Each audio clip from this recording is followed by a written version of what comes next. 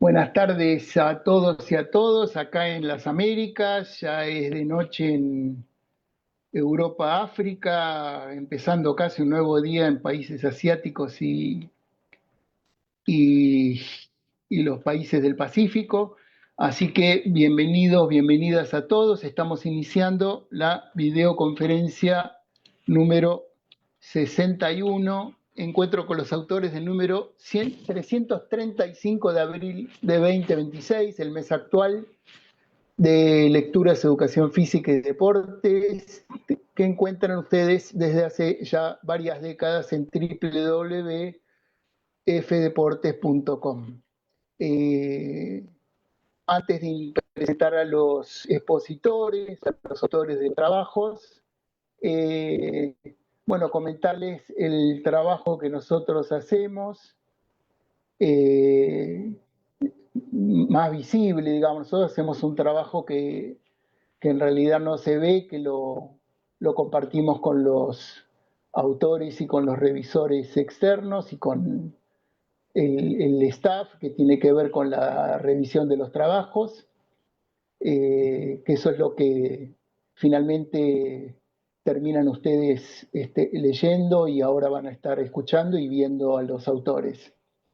Nuestro trabajo visible es la producción de todo el diseño, de la publicación y, entre otras cosas, el diseño y el texto de tapa, que este mes fue dedicado directamente a recordar a 50 años el medio siglo de golpe cívico-militar que asoló no solo nuestro país, la República Argentina, sino varios países acá del continente, que dejó como resto, entre otras tragedias, en nuestro país 30.000 desaparecidos, entre los cuales había profesores, docentes, estudiantes y profesoras de Instituto de Educación Física. Siempre recordamos, hace 20 años publicamos un artículo donde contamos sus historias, la historia de Gullo Sember, de Carlos, de Noni, del Chino, de Daniel, de Ana, de Antonia, de Eduardo, de Sergio, de José Luis, de Silvia y de Juan Roger. Y a través de ellos recordamos a ellos y a través de ellos a los 30.000 desaparecidos en Argentina, siempre bajo la idea de reivindicar la memoria, verdad y justicia. Recordemos que no estamos refiriendo a un hecho que ya pasó, que está en la historia, sino que esto es presente, entre otras cuestiones, los, los niños que fueron secuestrados por parte de los responsables del terrorismo de Estado todavía siguen en manos de sus captores. Los desaparecidos siguen desaparecidos. Justamente en esto, hace pocas semanas, eh, se encontraron los restos óseos de Carlos Nona Dambra del YPF de Córdoba. Y bueno, este proceso de búsqueda, de memoria, de verdad y justicia sigue presente y sigue presente con enorme potencia en la sociedad argentina. Así que, bueno, seguimos reivindicando aparición con vida y castigo a los culpables. Bueno, hecha esta presentación, presentamos a nuestro primer expositor, que es el doctor David Ver. Habíamos prometido ya el mes pasado que iba a volver David Ver a este encuentro. Mover el teléfono, David, si no se te ve acostado. Ahora está bien. El artículo que escribió en este número se titula Ontología del Cuerpo, Evolución y Poder. David es profesor de las Universidades Nacionales de Buenos Aires, Quilmes y Avellaneda, doctor en Ciencias Sociales y magíster en Ciencias Sociales y Educación por Flaxo. Es postdoctor en la Facultad de Ciencias Sociales de la Universidad de Buenos Aires, licenciado en Ciencias de la Educación por la UBA, estudios de Historia en la UBA y profesor y maestro nacional de Educación Física por el INEF Enrique Romero Bres por Argentina.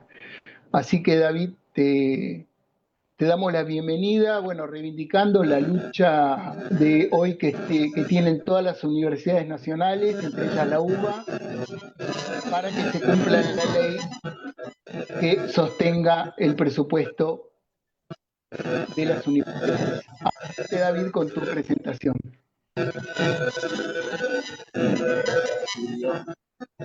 Apaga, apaga, apaga, si no, no se te escucha. Ahí va, ahora sí.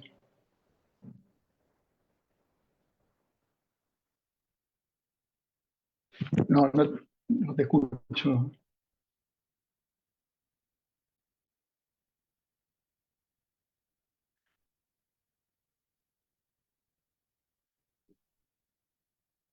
Hola, hola, no se te escucha, ¿no? No, Ahora sí, no, ahora sí. ¿no? Dale, Ahora dale, sí. dale, Bueno, ahora sí. ahora sí. Bueno, entonces, bueno, agradecer tu presentación, Tulio, y por supuesto que como investigador de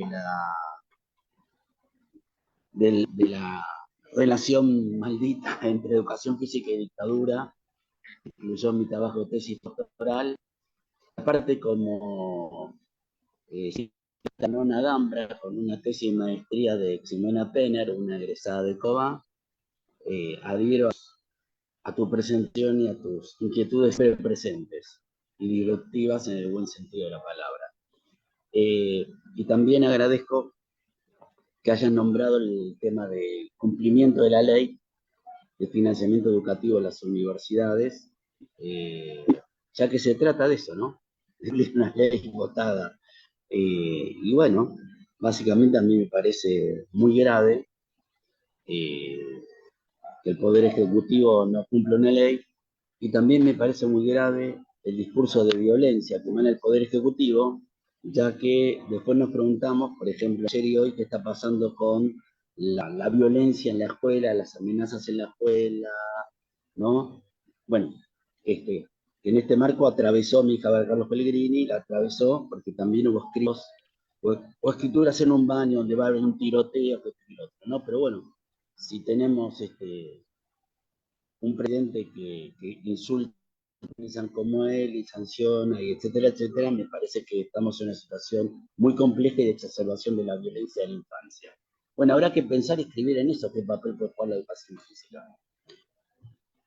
Bien, en este marco de estos raros tiempos que nos habitan, es que publiqué el artículo que gentilmente, y luego de una excelente coordinación que hace el equipo de Tulio, eh, planteé como una cuestión de la ontología del cuerpo, digamos, yo diría en la era de la digital, en la era de la inteligencia artificial, en la era de las pantallas. ¿Mm? Que puede pensarse como la paradoja de la actividad física en la era del Homo Deus. Homo Deus es la teoría que le saqué de Yuval Harari, de un libro que se llama Animales a Dioses, donde él plantea nuestros orígenes como animales, donde el movimiento y la traslación y la posición bípeda fue lo que nos permitió ir haciéndonos y cambiando las especies, erectos, etcétera, hasta llegar al cis, siempre en interacción con el medio y transformando el medio en tanto este nos transformaba a nosotros, hasta que él advierte que en el siglo XXI nos queremos convertir en dioses. ¿Por qué? Porque los únicos que son inmortales son los dioses. Y en ese marco, él advierte que en la agenda humana aparece la idea de la inmortalidad. La idea de la inmortalidad. ¿Ok? Entonces yo estoy tratando de entender eso y de pensar cómo este despliegue y este pensamiento de Harari y otros autores puede afectar o se relaciona con que convoca a estar atrapado en la pantalla y ese marco quedar en una posición rígida, sedentaria, que nos saca de la actividad física, de la cultura física, del movimiento, de las prácticas deportivas, al aire libre, competitiva. Entonces, mi preocupación va por ahí, y de alguna manera es una reivindicación de la actividad física, el escrito. ¿Está? Entonces, lo que planteo es que en la contemporaneidad del capitalismo de plataforma o gubernamentalidad algorítmica, el área del dato, el movimiento pasa a ser de un imperativo biológico de supervivencia, como fue con las primeras especies humanas, pasó a ser con el capitalismo y la modernidad, un movimiento disciplinado, vigilado, a los efectos de asegurar la productividad del capital a través del plusvalor. En ese marco se desplegaron todo el conjunto de políticas estatales a los efectos de preservar la salud del cuerpo, y dentro de este movimiento aparece la educación física. Bien, ahora, el sedentarismo desmaterializa la actividad física. Y desmaterializar la actividad física, en mi opinión, desmaterializa el movimiento, y al desmaterializar el movimiento humano, desmaterializa la carne. Bien, por lo tanto, la experiencia motriz y movimentista, en tanto experiencias como aquello que pasa, no pasa, sino que aquello que nos pasa, que nos hace pensar y que queda en nada, es reemplazada por la quietud y la sumisión al Dios. Y esto parecería estar en la orden del día. Y en ese marco considero importante pensar y pensarnos en el movimiento humano y su significación en estos tiempos, no solamente una reponderación en términos biomecánicos y biológicos, filogenéticos, que hay que reivindicarla, sino como una praxis fenomenológica, como algo que hace al sujeto, como algo ético, ¿sí? Ontológico que hace al sujeto. Y en este marco de paradigmas digitales y quietud, considero el movimiento como de resistencia que indica la soberanía del sujeto, de eso que somos. Bien, por lo tanto, en el advenimiento de la modernidad tardía y la aceleración tecnológica continua, hay una paradoja que desestabilizar nuestros cimientos ontológicos corporales y nuestra propia corporalidad. El discurso que plantea la obsolencia del esfuerzo orgánico, la obsolencia del esfuerzo físico, en la vida en todas sus dimensiones, pero sobre todo en el hito productivo. Cabe advertir que estos discursos se apoyan, para mí, o son transversalizados por dos corrientes. El transhumanismo, el cual boga por la conveniencia de transformar la condición humana mediante el uso de tecnologías, y cuyo objetivo es la superación radical de los límites biológicos humanos. Acá está la categoría Deus, superar los límites humanos en términos biológicos, donde, ¿por qué se plantea esto? Porque el cuerpo es considerado una máquina deficiente. Esa es la mirada, absolutamente del capitalismo tardío y de plataforma. El cuerpo es considerado una máquina deficiente y por lo tanto es una máquina limitada. Bueno, en este marco se celebra la mente y el pensamiento, pero se degrede la carne, se la considera soberana. El poshumanismo crítico, por otro lado, busca la deconstrucción filosófica del humanismo moderno, y también separarse de alguna manera y denunciar el dispositivo de dominación colonial eurocéntrico, y propone descentralizar al hombre como medida de todas las cosas. En ese sentido, se plantea un nuevo constructo ecológico en el cual hombre, animales y plantas, por ejemplo, conviven formando núcleos de familiaridad, nuevos núcleos relacionales. Bien, frente a esto, y al estar atrapados en un entorno de alta tecnología, suprime, insisto, la entidad de movimiento e impulsa el sedentismo digital, viendo la actividad física como la manifestación ética, afectiva y ontológica de resistencia del cuerpo y de nosotros mismos. Por lo tanto, en el actual escenario de hipervirtualización, la actividad física y todas las prácticas corporales se transforman en actos de experiencia motriz, de experiencia corporal, de experiencia sensitiva, de experiencia afectiva, que a su vez les otorga una ventaja inédita en la historia de la cultura, porque pasan a ser estas experiencias corporales como máximos garantes de nuestra autonomía política y subjetiva, y es ahí, en esas experiencias, que somos cuerpo y seguimos siendo cuerpo. Por lo tanto, pensando en la educación física, se trata de enseñar a recuperar la soberanía sobre la propia máquina lógica en un mundo que intenta expropiarla mediante las automatizaciones y la seducción del confort entre cuatro paredes y la seguridad aparente que ofrece sobre todo a los adolescentes el encerro de cuatro paredes. Quietos, en pieza de 2x2, 3x3, de 4x4, parecen educarse. Lo que yo veo es que es una inversión del paradigma panóptico Foucaultiano. Acá los malos no solamente van a la cárcel, los malos también se encierran ahora sin necesidad de quebrar. Es como un autoencierro. Y están 8, 9, 10 horas, ¿no? En este sentido, quiero citar que tarde, yo tengo una hija de 14 años, que está en mi casa y a veces pasan 6 horas y no la veo. ¿Dónde está? Bien, en ese marco, el jadeo, el cansancio y la transpiración, entre otros marcos que hacen al movimiento, son hoy no solo respuestas fisiológicas al desgaste energético, sino actos de afirmación existencial. Nos movemos porque existimos y en tanto existimos nos movemos. El existir es la quietud, el existir es el movimiento. En ese marco, lo que yo convoco es a la defensa del territorio más íntimo y sagrado que tenemos, la carne, y considero que esta no puede ser digitalizada.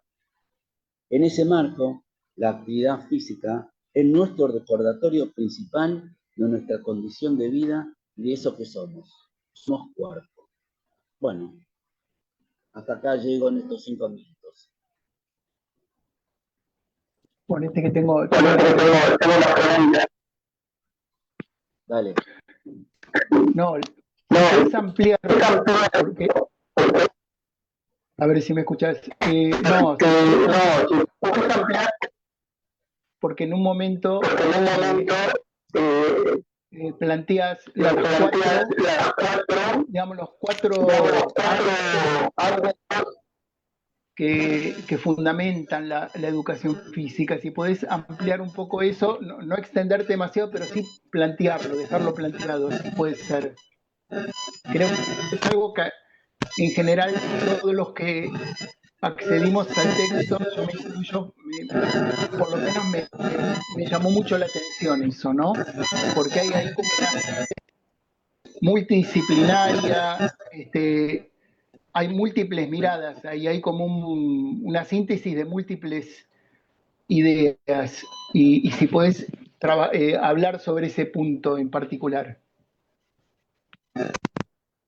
Bueno, en realidad lo que yo creo es que hay que, bueno, la educación física como tal forma parte del dispositivo moderno y como tal parte de la pastoral escolar que tiende a disciplinar los cuerpos y a coordinarlos, es decir, qué se deben ver, cómo deben moverse, hacia dónde deben moverse, etcétera.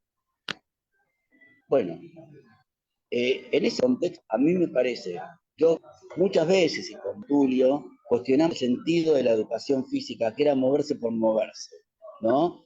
O sea que nosotros pensamos hacia dónde iba esa educación física. Sin embargo, hoy han cambiado tanto las cosas, ¿no? Con lo cual uno no debe ser terminante las cosas, que eso que nos parecía una reproducción, básicamente de las relaciones de poder, hoy aparece como un núcleo de existencia, ¿no? que esté la educación física todavía en la escuela y que los de educación física insistan con algo de movimiento durante su hora de educación física, de por sí va contra la digitalización radical. Consecuentemente, yo abogaría por más horas de educación física si tendría una perspectiva crítica y no me pondría a discutir hoy por hoy el sentido del currículum, si hay que deportivizarlo, si no hay que deportivizarlo. Pero básicamente lo que yo estoy advirtiendo es que los adolescentes hoy, sobre todo de escuelas secundarias, eh, el único momento que tienen es el estudio de 2 horas por semana de educación física, que es histórico. Pero después no es que algunos iban a las prácticas deportivas del club, de la plaza. No van, no hacen más nada que eso. Por lo tanto, me parece que hay una degradación del cuerpo, un sometimiento del cuerpo a la pantalla, y para que la pantalla nos necesita quietos, inmóviles, atentos solo a eso, y nos tiene que acordar del movimiento, nos tiene que llevar a la quietud. Bueno, a mí me parece que la educación física que viene, si es que viene, debería repensar y debatir eso, ¿no? Básicamente la era digital se hace más educación física y no menos, y después discutimos el contenido y el currículum y lo demás, ¿sí? Pero esta es una discusión filosófico-ontológica, que no son las discusiones que suele darse la educación física, no son, ¿sí? Bueno, es básicamente el sentido de mi escrito, ¿no? Iniciar como una agenda de edición. Bueno, David, esperemos que este sea un punto más de partida y de desarrollo para nuevas ideas que estamos sumamente necesitados.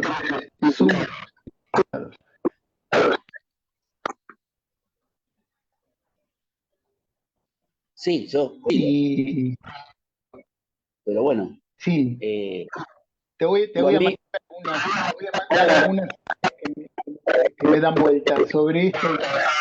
Y sí, sí. acá hay un grupo también que está interesado en engrosar todas esas ideas.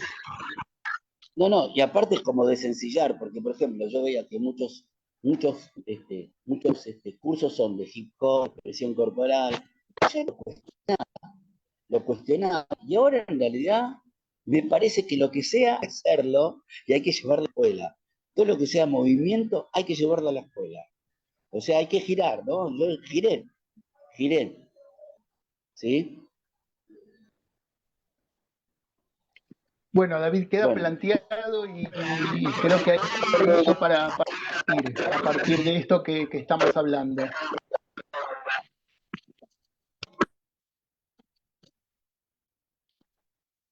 Bueno, vamos a presentar a nuestro próximo expositor. Hola, hola, hola, hola. ¿Te escuchas bien, Tulio? ¿Se escucha? Dale. Sí, sí. Vamos a presentar a nuestro próximo expositor. Si podéis habilitar tu cámara, Sebastián, así te presentamos. 5.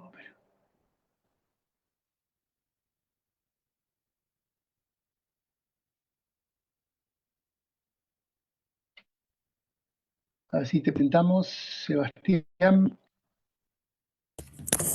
Hola, ¿me escuchas? ¿Pueden Sí, verme? perfecto. Espera que te presentamos y ahí te empezás. Listo, Bueno, dale. vamos a presentar al licenciado Juan Sebastián Romero Ramírez. Publicó el artículo Iniciación a natación para crianças, análisis de métodos de ensino de una escuela de natación, un estudio de caso.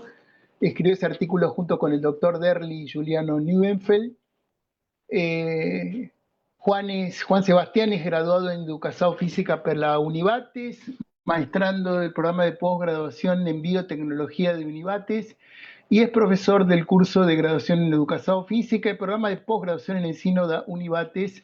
Y bueno, Univates es la Universidad do Vale de Taquari en el sur de Brasil.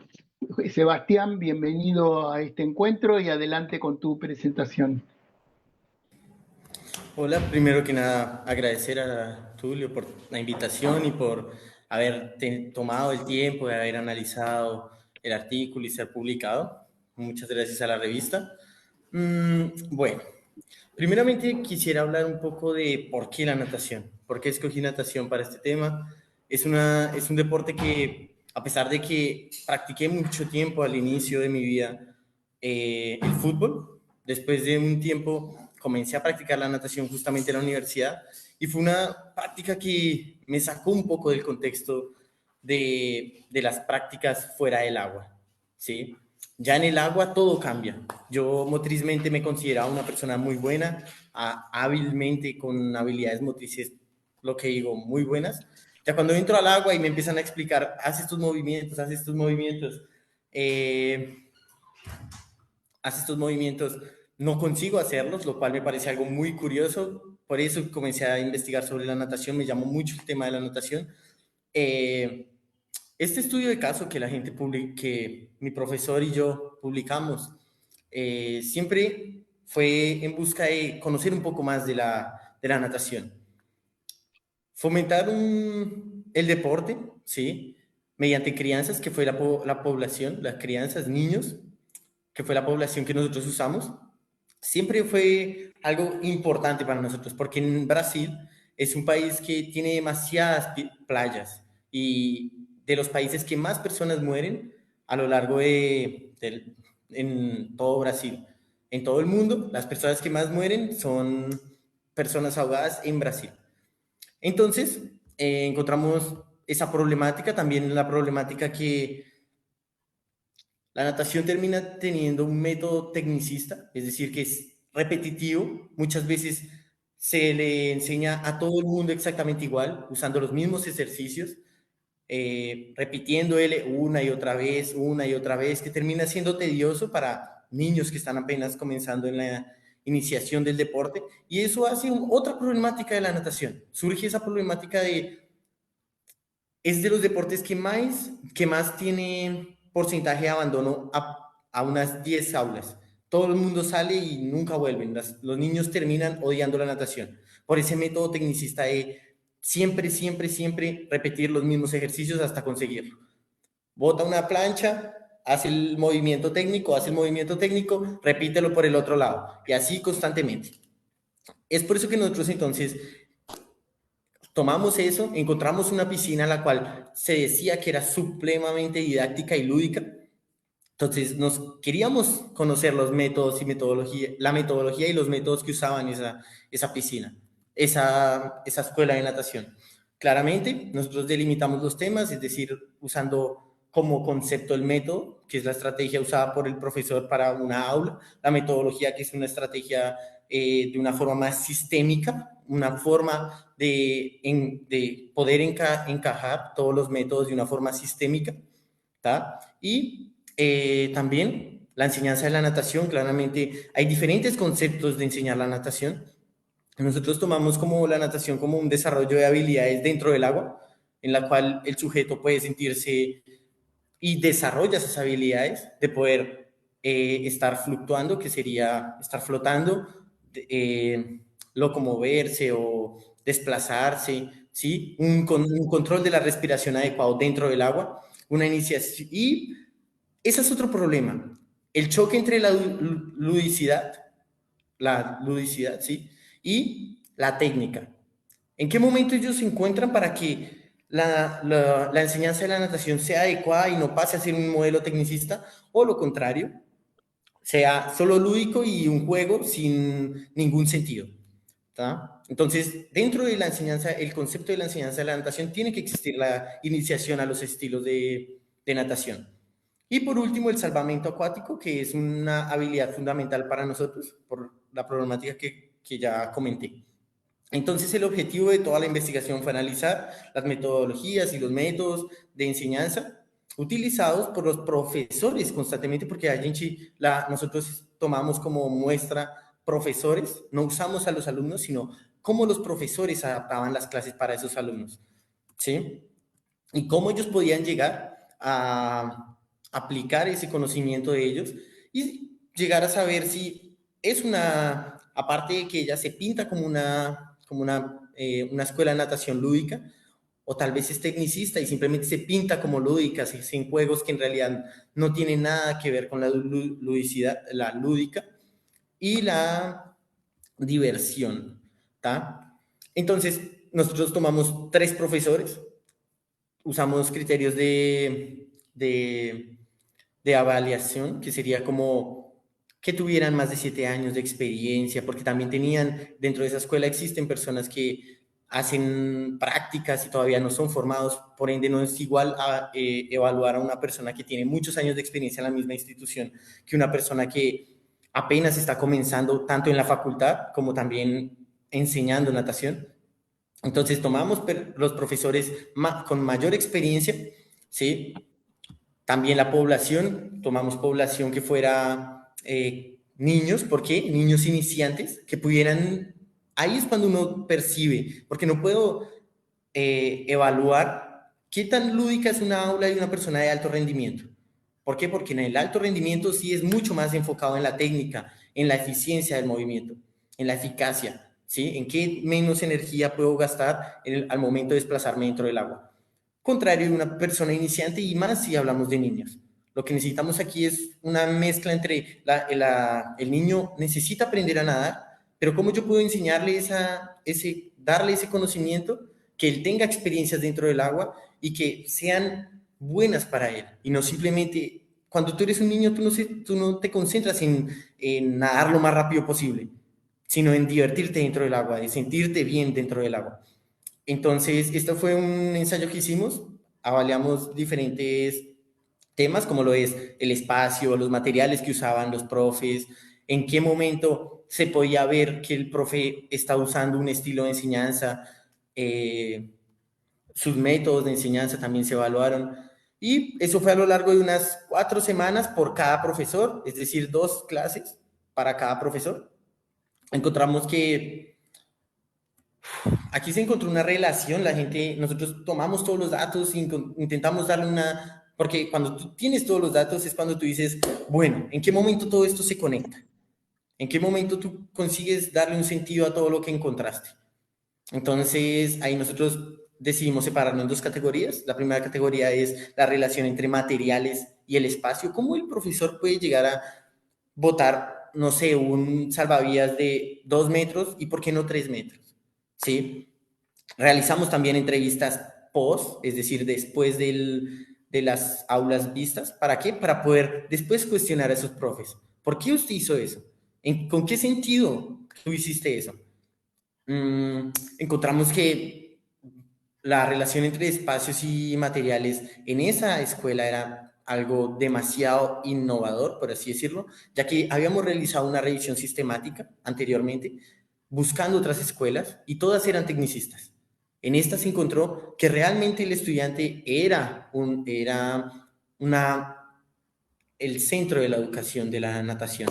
¿Por qué? Porque los materiales siempre están siendo usados para él. Ejemplo, no se da una simple plancha, una plancha para que él nade, sino se le brinda al estudiante un diferente color de plancha, una plancha con forma de animales y se le pregunta, ¿con cuál tú quieres nadar?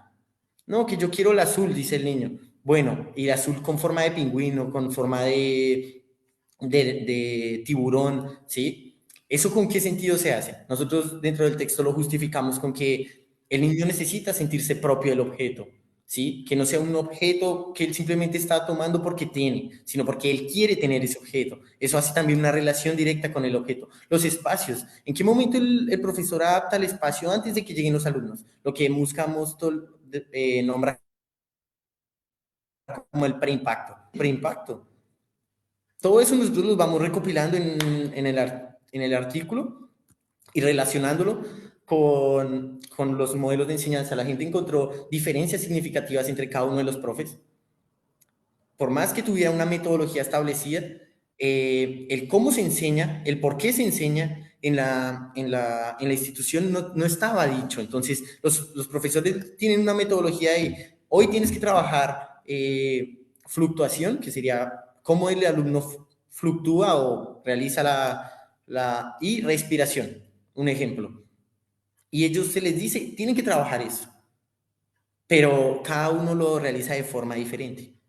lo que termina teniendo mostrando aún más el estilo del profesor, pero al mismo tiempo también nosotros ahí tenemos una relación entre la diferencia de experiencias entre los estudiantes, porque hay un profesor que muestra grandes materiales, que brinda a los estudiantes grandes conocimientos, grandes experiencias dentro del agua, y otro que a pesar de que también tiene sus grandes experiencias, no le permite a él tener otras experiencias que sí da el otro profesor. Entonces no termina teniendo unos alumnos completamente que tienen los mismos contenidos, los mismos habilidades dentro del agua, sino que un estudiante tiene diferentes experiencias y otro tiene diferentes experiencias. ¿Es malo esto? No, porque de cierta forma nosotros lo discutimos. Es el estudiante el que construye el conocimiento, pero todos los estudiantes deberían poder tener una buena experiencia y una misma experiencia. Porque si un estudiante llega a ver que otro estudiante usó en la misma aula de él canoas inflables, que es el ejemplo claro que doy en el texto, canoas inflables, y fue nadando por dentro de la piscina y luego subió a una canoa y fue pasando por la piscina con una canoa inflable, y él nunca tuvo esa experiencia, y el otro profe nunca se la va a dar porque no es dentro de su estilo de enseñanza, no es un método que él va a usar, termina chocando. Y la metodología es creada para eso, es creada para que todo se establezcan caminos y todos los estudiantes puedan tener un mismo desenvolvimiento dentro de la piscina.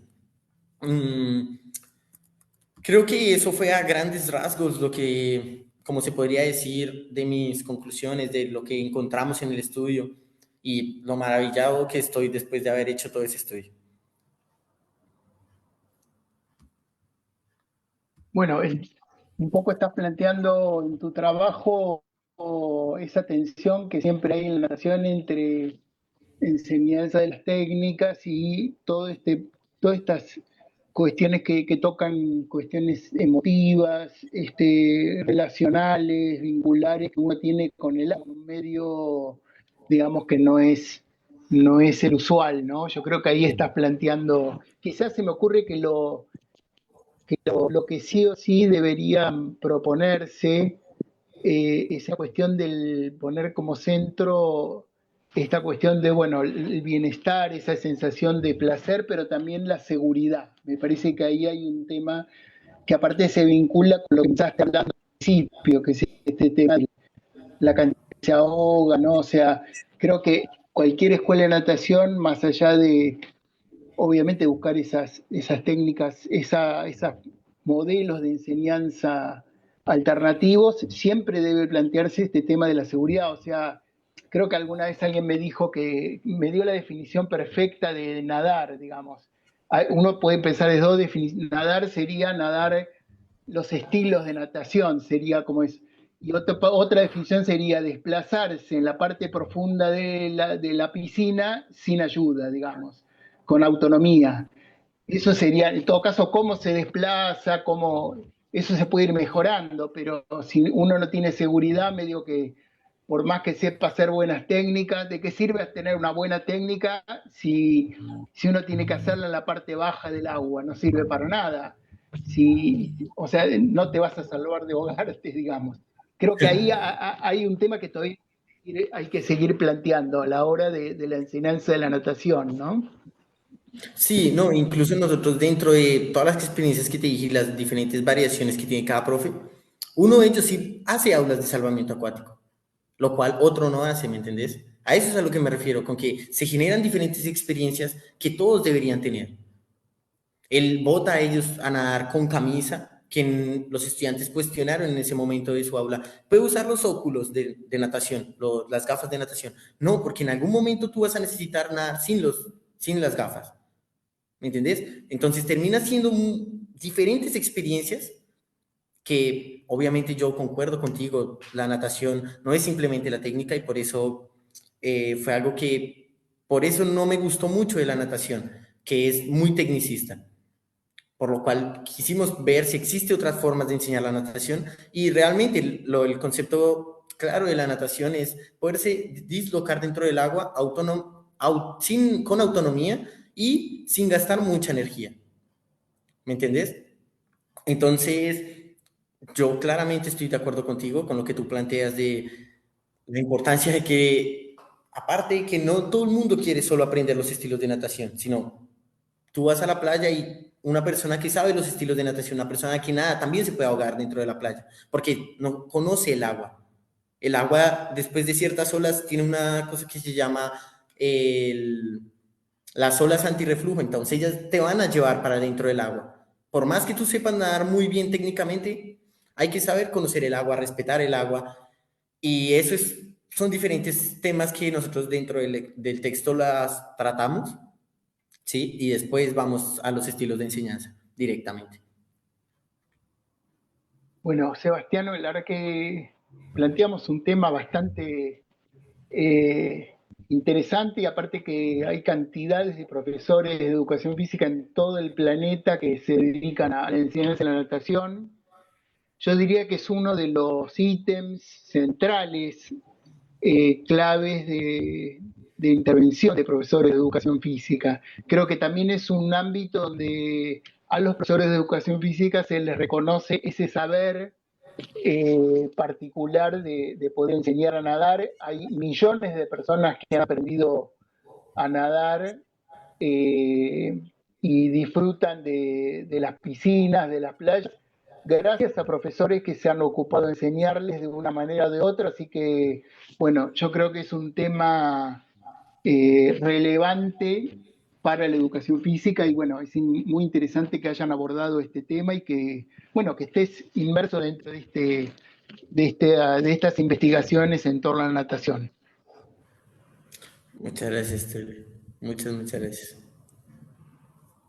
Bueno, vamos a presentar a nuestro próximo expositor, licenciado Gabriel Rezónico. El título del artículo de él es Perfil de potencia muscular en atletas de Muay Thai, un estudio descriptivo. Gabriel es doctorando en actividad física y deporte, investigador, docente y preparador físico especializado en deportes de combate, director coordinador de formaciones de posgrado y docente por la UAI, y es autor de 2 libros sobre los temas de su especialidad: Optimización del rendimiento en deporte de combate, un abordaje metodológico basado en la ciencia, y Entrenamiento de la fuerza en el boxeo, construyendo el knockout. Bienvenido nuevamente, Gabriel, a estos encuentros y adelante con tu presentación. Tengo ahí anotado un par de preguntas para vos. Adelante, por favor. ¿Cómo estás, Tulio? ¿Cómo te va? Yo sé que vos sos un amante de los deportes de combate también, que te gusta mucho. Bueno, un poco este trabajo se desprende de lo que fue mi tesis doctoral. En mi tesis, como vos ya sabés, mi labor está vinculada con los deportes de combate desde hace más de 20 años que trabajo. Yo fui competidor de deportes de combate. Mi tesis de licenciatura, de hecho, estuvo vinculada a una periodización en ese momento en bloques, vinculada al sistema ATR, al de acumulación, transformación, realización, presentado por Isurin y Kaverin.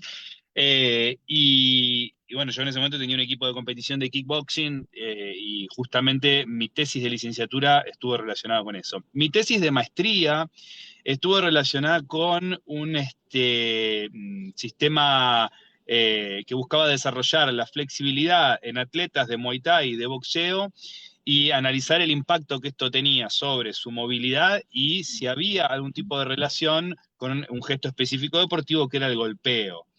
Entonces, bueno, como verás, en mi trayectoria, incluso académica, se ha abocado a los deportes de combate y no estuve exento de hacer esto en mi tesis doctoral, donde justamente quise apuntar a un deporte que es el Muay Thai, que es un deporte muy lindo, pero sobre el que hay poca investigación.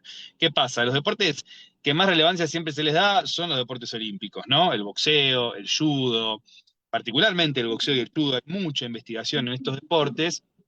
El Muay Thai, bueno, en las MMA hoy en día se está investigando muchísimo también. Eh, el Muay Thai es un deporte donde si uno se pone a buscar investigación científica, hay muy poco, muy poco. Y sin embargo, si bien esto es algo, el Muay Thai, claro, viene de un arte marcial que está vinculado a la guerra, y luego se fue poniendo reglas y se fue armando un show alrededor de esto. Y hoy Tailandia es cuna de peleadores de todo el mundo que van a perfeccionar sus estilos de combate y a combatir en la meca de este deporte, que es ahí en Tailandia. Entonces, bueno, yo, por un lado, quería conocer cuál era el perfil de potencia de los atletas de Muay Thai acá de Argentina. Y para eso entonces hice una convocatoria abierta en redes sociales, a través de todos mi red de profesores, ¿no? De entrenadores de Muay Thai, y logré convocar a 30 atletas. Obviamente, estos atletas tenían que cumplir ciertos requisitos, entre ellos tener no menos de un año de experiencia competitiva, en torneos oficiales, venir realizando entrenamiento de forma asidua. No podía ser un atleta que había sido competidor y no venía entrenando. Obviamente estos fueron algunos de los criterios de inclusión de la muestra. Y entonces lo que hice fue preparar una sesión de evaluación para conocer justamente el perfil de potencia de estos atletas en acciones que están relacionadas con cuestiones vinculadas al deporte. Entonces analicé, por ejemplo, la potencia desarrollada en sentadilla, la potencia desarrollada en el press de banca ante distintas cargas, cargas bajas, cargas moderadas altas, representadas por el 30 y el 70% del peso corporal. Y después, bueno, quería buscar también algo de índole más explosiva, y entonces, para lo que es tren inferior, la dificultad que hay es que no hay herramientas para medir la patada. Yo quería algo más específico del deporte todavía, pero no hay herramientas para medir la patada. Entonces dije, bueno, vamos a medir la altura alcanzada en el salto, que nos va a dar una medida de la fuerza explosiva de los miembros inferiores, y obviamente esto podemos generar algún tipo de vínculo con la transferencia que esto tiene hacia las acciones del pateo. Y para lo que es golpeo, yo tengo unos sensores que son unos acelerómetros que se ponen en las muñecas de los atletas y mide la velocidad pico aplicada en los distintos gestos de golpeo. Obviamente, el gesto más preciso que analiza es el golpe recto, y por ende circunscribí esto a los golpes rectos, el golpe llamado el jab, y algunos le llaman el cross, pero nosotros acá en Argentina le decimos el golpe directo, que es el recto de derecha, y analicé entonces la velocidad desarrollada. A partir de estas evaluaciones, entonces, expuse lo que es el perfil de potencia de estos 30 atletas de Argentina, que mostraron tener niveles de potencia en miembros inferiores muy altos, ¿sí? Niveles de potencia altos en tren superior cuando se desarrollaban con cargas bajas, no así con cargas más altas, y velocidades desarrolladas que están por debajo de las velocidades registradas en estudios más vinculados, por ejemplo, al boxeo o a las MMA. Entonces, esto tampoco es ilógico. El Muay Thai es un deporte donde predominan, de hecho, las acciones de golpeo de las piernas, ¿sí? De hecho, en Tailandia no se puntúan los golpes de puño. En Tailandia lo que puntúa son justamente las patadas, el clinch, ¿sí? Los arrojes, los codos, las rodillas, y no así los golpes de puño. Entonces no es ilógico pensar que son atletas que tienen un perfil de potencia muy alto en sus miembros inferiores y no tanto tal vez en sus miembros superiores. Bueno, este trabajo es obviamente la antesala de lo que después yo hice también en mi tesis doctoral, que fue proponer un plan periodizado de entrenamiento de 6 meses y ponerlo a prueba con estos atletas. Y bueno, eso se viene para más adelante, Tulio. Ese será otro trabajo que también veremos de presentar, que bueno, en mi tesis ya se presentó. Pero la primera parte lo que hice fue informar sobre lo que es el perfil de potencia de estos atletas de Muay Thai, como te digo, de lo cual hay muy poco. Uno busca por ahí, bueno, a ver, veamos cuál es el perfil de boxeadores. Y bueno, nos encontramos con algún estudio hecho en Inglaterra, algún estudio hecho en Estados Unidos, algún estudio hecho en Latinoamérica, sobre la fuerza aplicada en el golpeo de puño, sobre cuestiones vinculadas al desarrollo de la potencia en el press de banca, la sentadilla. Buscamos en MMA, también encontramos, pero buscamos en Muay Thai y no lo hay. Bueno, arrancamos por esta muestra de Argentina y que ya sienta un precedente científico de algunas de las características de los atletas de nuestro país. Así que ahí va un poquito lo que fue este trabajo que publicamos ahora en este número de la revista. Bueno, un poco la pregunta que me daba vuelta es eso, ¿no? ¿Por qué Muay Thai y no algún otro deporte? Pero un poco la contestaste, ¿no? Quizás la pregunta sería, digamos, un poco lo que vos estás contando del Muay Thai, quizás era un deporte en algunas habilidades más cercano, por ejemplo, del Taekwondo o a MMA en parte, lejos del boxeo, se me ocurre, muy lejos del boxeo, o sea, sería interesante esto plantear estas similitudes o similitudes y diferencias, ¿no? Pero bueno, ahí quizás la pregunta ahí es, ¿con qué, o sea, estos resultados pensás a dónde podrían ser transferidos o pensás que van a quedar ahí metidos dentro del Muay Thai? Yo creo, O si quizás yo creo, podrías pensar sí. alguna aplicación por vinculada, ¿no?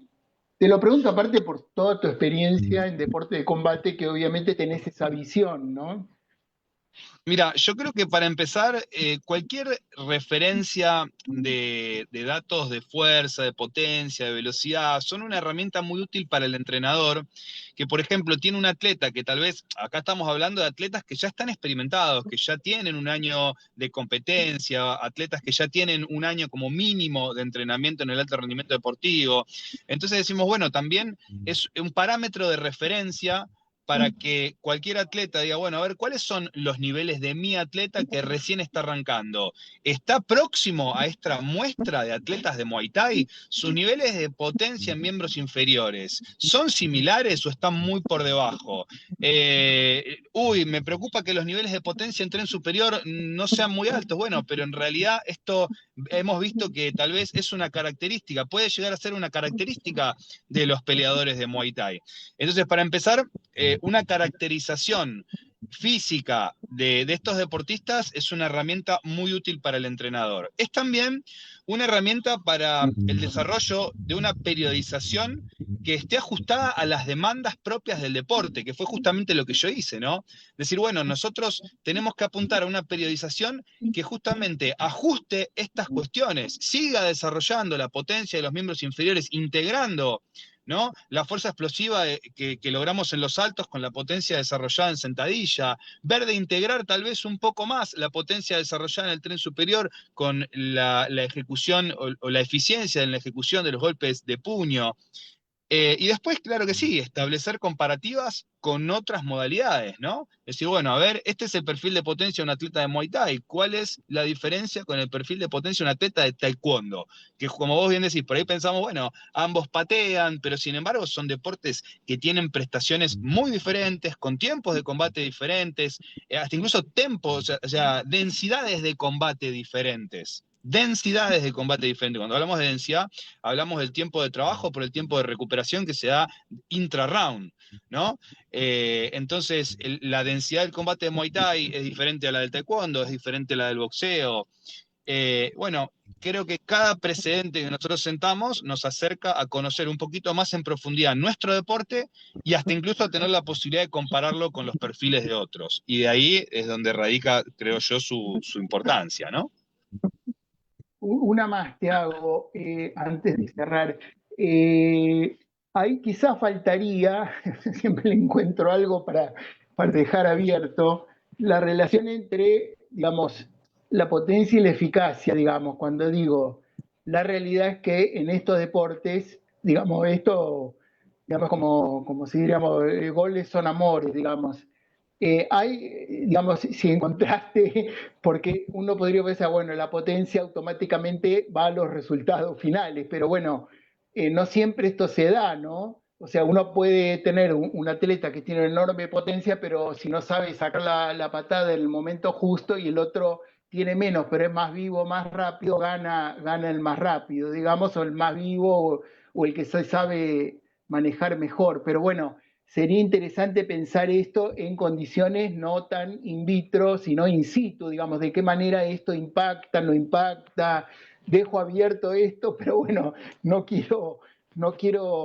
sé cómo decirte, no quiero ponerte en cuestión ni nada, pero creo que ahí hay No, una cuestión que sería interesante averiguar, ¿no? ¿sabés cuál es el Porque a tema, veces a lo Tulio? mejor. Yo te entiendo perfectamente lo que vos estás diciendo, y estamos hablando tal vez acá de la validez ecológica de las evaluaciones, ¿no? Y ahí es el gran problema que tenemos en realidad en cualquier tipo de deporte acíclico, porque si nosotros vamos a un deporte de tiempo y marca, ¿me entendés? Bueno, tenemos que correr los 100 metros y no hay nada más práctico que hacerlo correr los 100 metros y ver en cuánto los corre, ¿no? Ahí está clarísimo.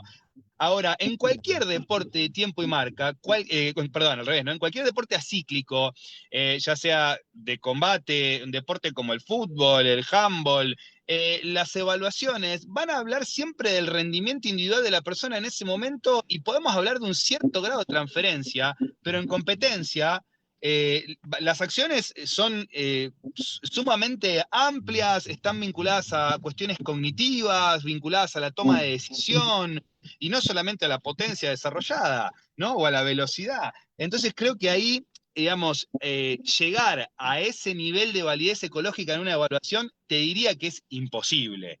Yo creo hoy, por lo menos, es imposible. Estamos cada vez buscando evaluaciones que sean más ecológicas, y esto pasa mucho también cuando queremos evaluar la resistencia en deportes de combate, ¿viste? Porque bueno, por ahí en otros deportes la intentan valorar a través del consumo de oxígeno, cosas que también hoy se están preguntando, ¿no? Porque dicen en el fútbol, ¿verdaderamente vale la pena evaluar el consumo de oxígeno? ¿Me entendés? En deportes de combate lo mismo, ¿cómo evaluamos el consumo de oxígeno? En una cinta. ¿Y qué transferencia tiene eso a estar después luchando durante 10 minutos haciendo llaves, palancas en el piso, ¿no? Y han aparecido propuestas un poco más ecológicas, por ejemplo, para el judo, donde se evalúa a partir de movimientos que son similares y en circuitos, pero aún así nunca termina siendo el combate real y la lucha. Entonces, bueno, ahí está la gran dificultad y creo que es esto, ¿no? Es seguir investigando, seguir sentando precedentes, seguir buscándole la vuelta hasta que nos acerquemos cada vez más. No, estamos abiertos a eso y, no, y aparte que yo siempre hago esa pregunta por el tema del famoso penal, ¿no? El penal no es quien patea, no es patear, o sea, uno puede tener una potencia tremenda para patear el penal, pero eso no garantiza que la pelota va a entrar, ¿no? Hay tiros sumamente con muy poca potencia, pero que llegan a la red y bueno, y al final la realidad es que los entrenadores, digamos, lo que queremos, o sea, en este tipo de deporte lo que termina valorándose es la eficacia finalmente, ¿no? O sea, tener una enorme habilidad que no puede ser aplicada o que al aplicarla no genera lo que uno imagina o lo que espera, tiene sus bemoles eso. Pero bueno, la idea que yo tenía acá era dejarlo abierto, vos trabajás ese tema, te lo dejo ahí abierto y bueno, iremos viendo cómo se siguen las cuestiones. Incluso si el desarrollo de la tecnología permite poco a poco acceder a esa información que todavía está ahí, no está tan cercana, digamos. Pero bueno, quedará abierto a nuevos trabajos, a nuevos planteos y también a entusiasmo, ¿no? Por preguntarse cosas para dar respuesta a estas cuestiones que vos mismo decís que no, todavía no tenemos respuesta, ¿no? Y de eso se trata la investigación, preguntarnos y cuestionarnos constantemente. Así que para eso estamos, ¿no? Preguntar y cuestionar. Tal cual.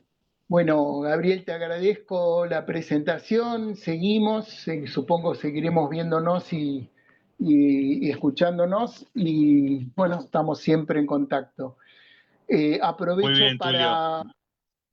Aprovecho para avisar a la gente que estamos publicando y trabajando en las publicaciones de los próximos números, así que todas las personas que quieran acercarse a lo que estamos haciendo, ser parte de una u otra manera, lo que significa para nosotros ofrecer espacio no solo de publicación y de difusión, sino también de participar de estos encuentros para que, bueno, todas las personas conozcan de primera mano y que no somos papers, no somos no somos cuestiones que surgen de la nada o de sistemas informáticos, sino que usamos todos esos recursos para generar conocimiento, información.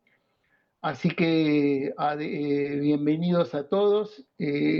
Siempre nos encuentran en www.efdeportes.com y bueno, esperamos volver a encontrarnos con la videoconferencia próxima el mes que viene y con el nuevo número que prácticamente ya está prácticamente editado y bueno, esperemos aportar como venimos aportando desde hace bastante tiempo al conocimiento y a las investigaciones en distintos ámbitos que tocan a todos los actores del campo de la educación física y de la ciencia del deporte y de la salud. Así que bueno, seguimos en próximas.